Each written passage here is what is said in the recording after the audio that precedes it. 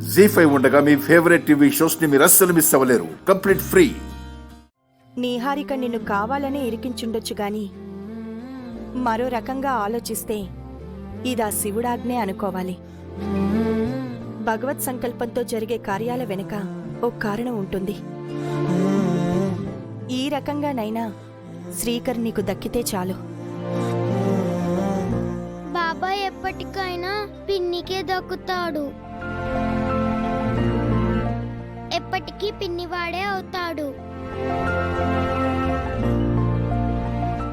బాలవాక్కు బ్రహ్మవాక్కు అని అంటారు కదా, నా మాట నిజమవుతుంది చూడండి. నిహారిక నన్ను ఇరికించిందని అనుకుంటుంది. అది తన దృష్టిలో నిజమే అయ్యుండొచ్చు. నా మనసులో ఉన్నది మాత్రం వేరు.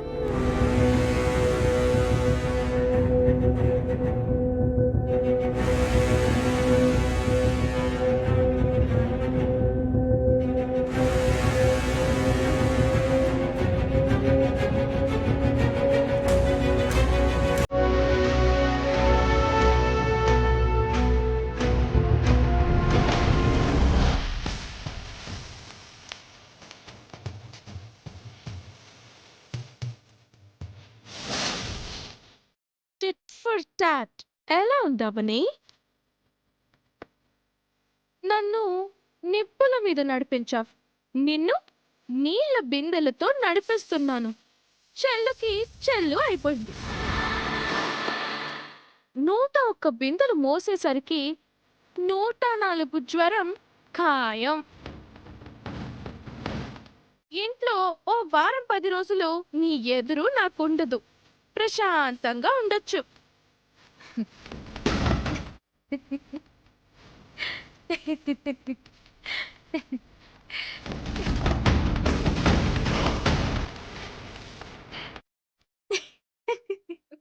ఎందుకు నవ్వుతున్నావు? నేను నిన్ను ఇరికించానన్నది నిజం. నువ్వు నన్ను ఇరికించానని అనుకోవడం నీ భ్రమ. బిందెలు మోయడం మొదలు పెట్టావు కదా, భ్రమెలా అవుతుంది? హోసి పిచ్చిదానా, మోయిస్తున్నానని నువ్వనుకుంటున్నావు. కానీ నేనెటూ మోయాల్సిందే. ఎందుకు? శ్రీకర్ గారి ఆరోగ్యం బాగుండాలని నేను ముందే మొక్కుకున్నాను. మరి మోయొద్దా? శ్రీకర్ గారికి మరోసారి ఎలాంటి గండమో రాకూడదని మొక్కుకున్నాను. మొక్కు తీర్చుకోవాలా వద్దా? 101 బిందెలతో అభిషేకం చేయడం నాకు భారం కాదు, అది నా బాధ్యత. బాధ కాదు, సంతోషం. ఇప్పుడు చెప్పమ్మాయి, ఎవరి మీద ఎవరు గెలిచినట్టు? నీలా మోసపు మొక్కులు చెల్లించాల్సిన అవసరం నాకు లేదు, రాదు. అర్థమైందా? నాకు కాబోయే భర్త ఆరోగ్యం గురించి నువ్వెందుకు అభిషేకం చేయడం? చెయ్యొద్దు, మానే. ఎవరి బంధాలు వాళ్ళకుంటాయి. మొదలు పెట్టిన తర్వాత పూర్తి చేయడాలు తప్ప మానేడాలుండవు.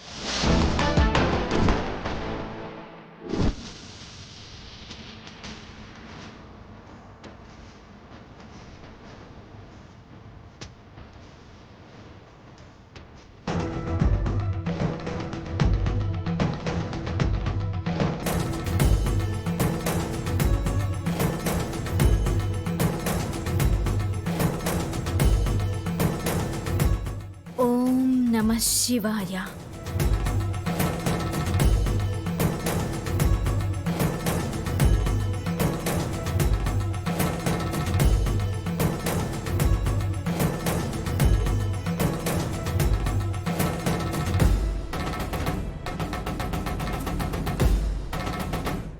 ఆగు శ్రీకర్. నిహారిక రామ్మా.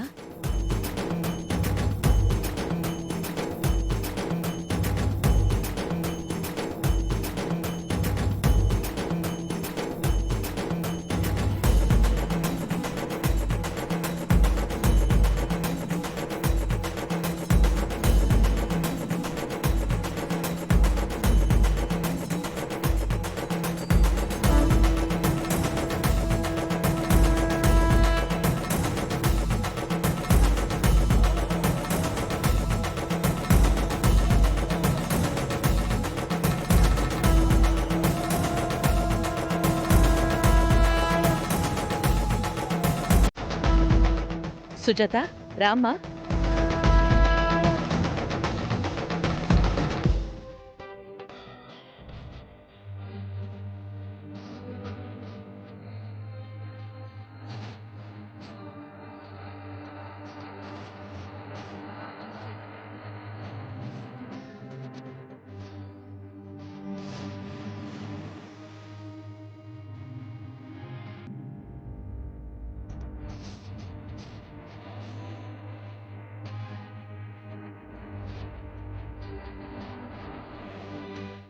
అవని మూలన పడిపోతుందని నువ్వన్నావు. అవని చూస్తే అలుపు లేకుండా అవలీలగా మోసేస్తోంది. అదే అర్థం కావడం లేదు. చివరి బిందెని పట్టుకుని వచ్చేస్తుంది.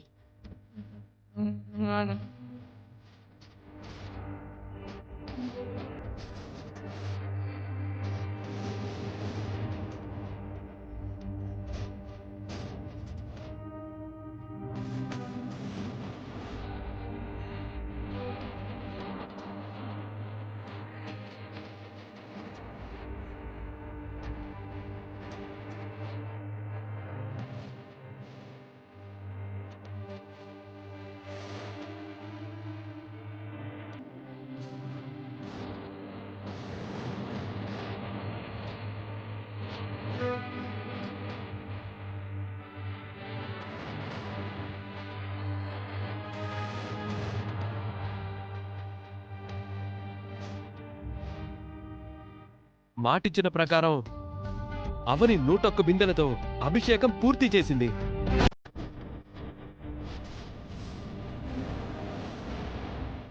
కొట్టండి చప్పట్లు.